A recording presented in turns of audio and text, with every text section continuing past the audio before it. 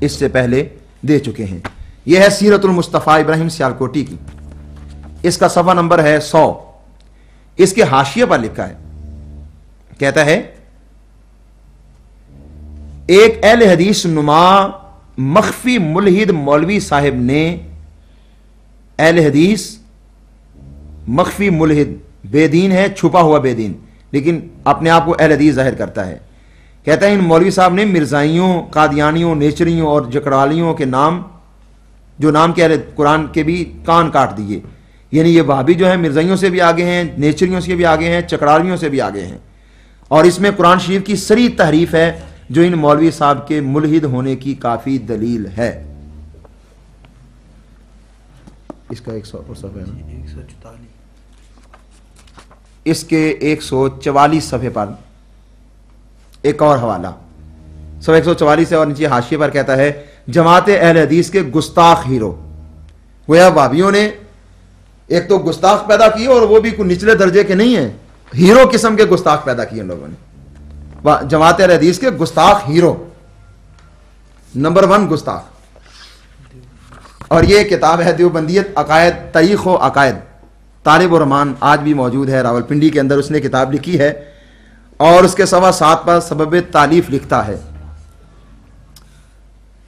اور یہ لکھتا ہے، یہ پوری عبارت پڑھ دیتے ہیں ہم، کہتا ہے دیوبندی حضرات کے بارے میں عام اہل حدیث اور اکثر علماء کا بھی یہ نظریہ ہے کہ یہ لوگ موحد ہیں، جیسا کہ حکیم محمود صاحب دیوبندیوں کے خلاف علماء دیوبند کا ماضی تاریخ آئینے میں نامی کتاب میں لکھتے ہیں، جن میں اپنا اور دیوبندیوں کا ناطہ ان الفاظ میں جوڑتے ہیں۔ آج ہم اور دیوبندی ایک دوسرے کے بہت قریب ہیں اور الحمدللہ عقائد میں بھی کوئی ایسا بودھ نہیں رہا، بلکہ ہمارا اور اس مسلک کا مستقبل بھی دونوں کے اتحاد پر موقوف ہے۔ ایک جگہ لکھتے ہیں اہل توحید کے ناطے سے ایک تعلق موجود ہے اور اختلاف کے باوجود وہ باقی رہے اور رہے گا، اور یہی دکھ کی بات ہے۔ آگے سنیے طالب الرحمان کیا کہتا ہے، حکیم صاحب کا یہ معذرت خواہانہ رویہ شاید مصلحانہ ہو، ورنہ دیوبندیوں کے بارے میں عام اہل حدیثوں کا نظریہ ان کے عقائد سے ناواقفی کی وجہ سے ہے، اس لیے یہ ان کا رشتہ ناطہ کرنے اور ان کے پیچھے نماز پڑھنے میں کوئی حرج محسوس نہیں کرتے۔ یعنی یہ دونوں باتیں تسلیم کر رہے ہیں کہ اکثر علماء وہابی اور جو عوام ہے یہ دیوبندیوں کو اپنا ہم عقیدہ سمجھتے ہیں، ان کے ساتھ کے تعلقات ہیں، قریبی تعلقات ہیں، رشتے ناطے بھی کرتے ہیں، ان کے پیچھے نماز بھی پڑھتے ہیں۔ لیکن آگے کیا کہتا ہے، کہتا ہے حتیٰ کہ باہمی اختلاف کو فروعی اختلاف گردانتے ہیں، لیکن بریلویوں سے رشتہ نہ کرنے یا ان کے پیچھے نمازیں ادا نہ کرنے کی وجہ سے شرک بتلاتے ہیں، نہ کرنے کی وجہ شرک بتلاتے ہیں۔ اس کتاب کے لکھنے کا سبب یہ ہے کہ اہل حدیث حضرات کو یہ بتلانا مقصود ہے کہ جس وجہ سے تم بریلویوں سے نفرت کرتے ہو وہی وجہ ان میں بدرجہ عتم موجود ہے۔ ہر چمکتی چیز کو سونا سمجھنا غلط عقل مندی نہیں، لہذا ان کے دعووں اور ان کی اور تقریروں سے دھوکہ کھا کر ان کو موحد شمار کرنا بے عقلی ہے۔ عام اہل حدیث بھی ان کو موحد سمجھتے ہیں، اکثر علماء بھی کہتے ہیں، اور یہ محمود آدمی جو ہے اسماعیل سلفی کا بیٹا یہ بھی ان کو موحد کہہ رہا ہے اور تعلق ان کے ساتھ اپنا تعلق جوڑ رہا ہے۔ تو یہ کہتا ہے کہ جو دیوبندیوں کو موحد شمار کرتا ہے وہ بے عقل ہے، تو گویا اس کے فتوے سے اکثر علماء وہابی جتنے ہیں وہ سب بے عقل ہیں۔ اور یہ دیکھ لیں واقعی بے عقل ہونے کے لیے ایک اور ان کی دلیل اور آ گئی۔ یہ کتاب ہے عید میلاد کی تاریخی و شرعی حیثیت مجوزین کے دلائل کا جائزہ، حافظ صلاح الدین یوسف، جس کے ترجمے کا حوالہ پیچھے گزر گیا، مکتبہ ضیاء الحدیث مصطفیٰ آباد لاہور، اس کے صفحہ نمبر 10 پر سیرت کے حوالے سے یہ بات ہے۔ سیرت کے حوالے سے، کیونکہ یہ سیرت کانفرنس سے وہابی کرتے ہیں، تو اس آدمی کا یہ مضمون ہے، اس میں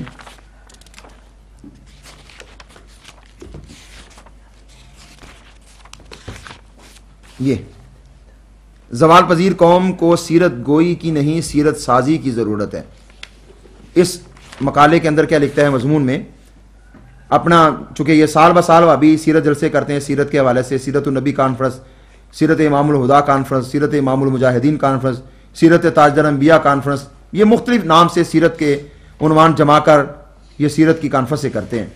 تو کیا کہتا ہے، کہتا ہے سال بسال آپ کی ولادت کے موقع پر آپ کے ان محاسن و تعلیمات کا زبانی اظہار کر کے عقیدت و تحسین کے چند پھول آپ کی ذات گرامی کو پیش کر دیے جائیں، اور بس اگر آپ کی سیرت صرف موضوع گفتار رہی ہے تو پھر ہم میں اور غیر مسلموں میں کیا فرق رہا.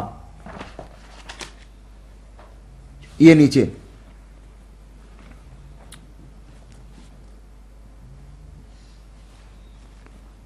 ہمارے ہی کان کیوں بہرے ہیں اور آپ کی سیرت و کردار کی اس روشنی سے جس سے سارا عالم بکا نور بنا ہماری اپنی آنکھیں کیوں محروم ہیں.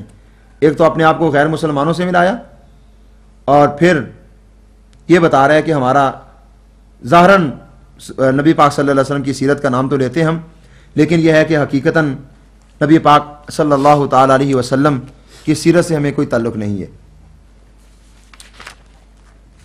اور یہاں پر کہتا ہے کہ سیرت کانفرنس کے حوالے سے صفحہ 12 پر صفحہ 13 پر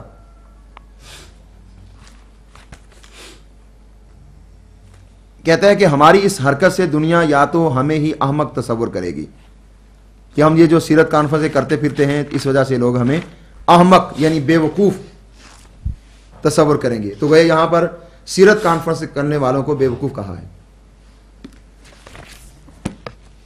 یہ درس صحیح بخاری حافظ محمد گوندلوی جو بہت سارے وہابیوں کے استاد ہیں، امام الاثر اور نہ جانے ان کو کیا کچھ کہا جاتا ہے،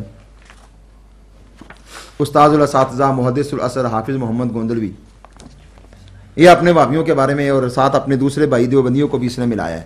صفحہ نمبر 551 پہ کہتا ہے، یہ ہیڈنگ ہے اہل حدیث اور دیوبندی حضرات کے نئے طریقے، دوسروں کو نئے طریقے جاری کرنے والے اور ان کو بدعتی قرار دینے والے. اس وجہ سے اس حوالے کے لیے جو ہے نا ان کو اس حوالے پر غور کرنا چاہیے اور دیکھنا چاہیے کہ دوسروں کو نئے طریقے نکالنے والا قرار دینا اور بدعتی قرار دینا یہ ان کا بالکل غلط ہے. ان کے اپنے بزرگ کہہ رہے ہیں کہ واقعی وہابیوں کے اندر بھی نئے طریقے موجود ہیں، اور وہ کون سے ہیں سن لیجئے.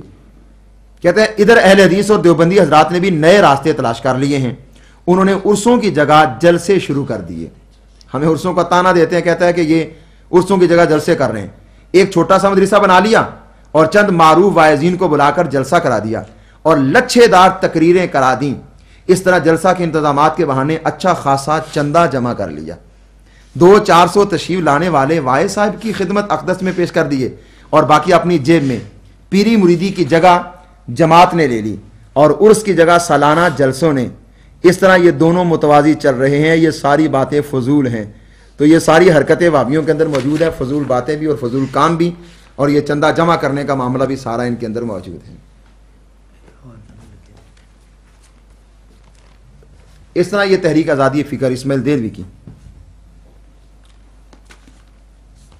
اس کا صفحہ نمبر 163